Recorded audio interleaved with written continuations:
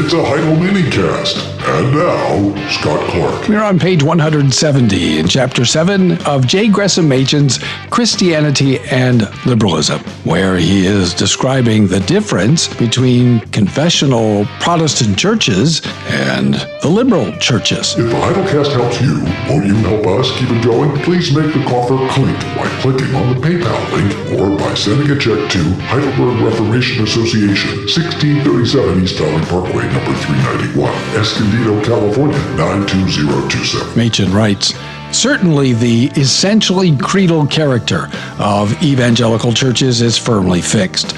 A man may disagree with the Westminster Confession, for example, but he can hardly fail to see what it means. At least he can hardly fail to understand the system of doctrine which is taught in it. The confession, whatever its faults may be, is certainly not lacking in definiteness, and certainly a man who solemnly accepts that system of doctrine as his own cannot at the same time be an advocate of a non-doctrinal religion, which regards as a trifling thing that which is the very sum and substance of the confession and the very center and core of the Bible upon which it is based. Similar is the case in other evangelical churches.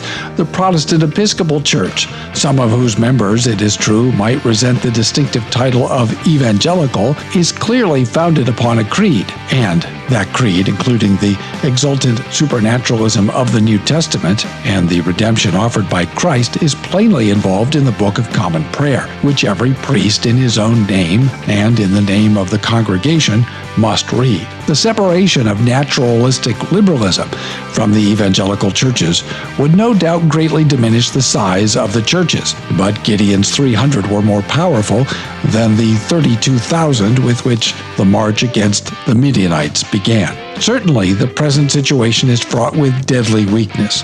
Christian men have been redeemed from sin without merit of their own by the sacrifice of Christ, but every man who has been truly redeemed from sin longs to carry to the others the same blessed gospel through which he himself has been saved. The propagation of the gospel is clearly the joy as well as the duty of every Christian man. But how shall the gospel be propagated? The natural answer is that it shall be propagated through the agencies of the church, boards of missions, and the like. An obvious duty, therefore, rests upon the Christian man of contributing to the agencies of the church. But at this point, the perplexity arises. The Christian man discovers to his consternation that the agencies of the church are propagating not only the gospel as found in the Bible and in the historic creeds, but also a type of religious teaching which is at every conceivable point the diametrical opposite of the gospel. The question naturally arises whether there is any reason for contributing to such agencies at all. Of every dollar contributed to them, perhaps half goes to the support of true missionaries of the cross, while the other half goes to the support of those who are persuading men that the message of the cross is unnecessary or wrong. If part of our gifts is to be used to neutralize the other part, is not contribution to mission boards altogether absurd? The question may, at least very naturally, be raised. It should not indeed be answered hastily in a way hostile to contribution to mission boards. Perhaps it is better that the gospel should be both preached and combated by the same agencies than it should not be preached at all. At any rate, the true missionaries of the cross, even though the mission boards which support them should turn out to be very bad, must not be allowed to be in want. But the situation from the point of view of the evangelical Christian is unsatisfactory in the extreme. Many Christians seek to relieve the situation by, quote, designating, close quote, their gifts instead of allowing them to be distributed by the mission agencies. But at this point, one encounters the centralization of power which is going on in the modern church. On account of that centralization, the designation of gifts is often found to be illusory.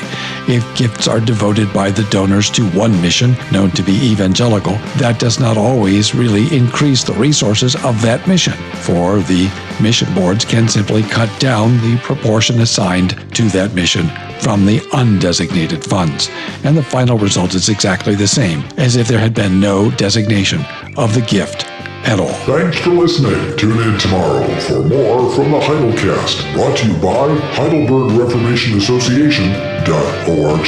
Don't forget, when the coin in the coffer clinks, the cost of bandwidth shrinks. Copyright Heidelberg Reformation Association. All rights reserved. This is a Heidel Media production.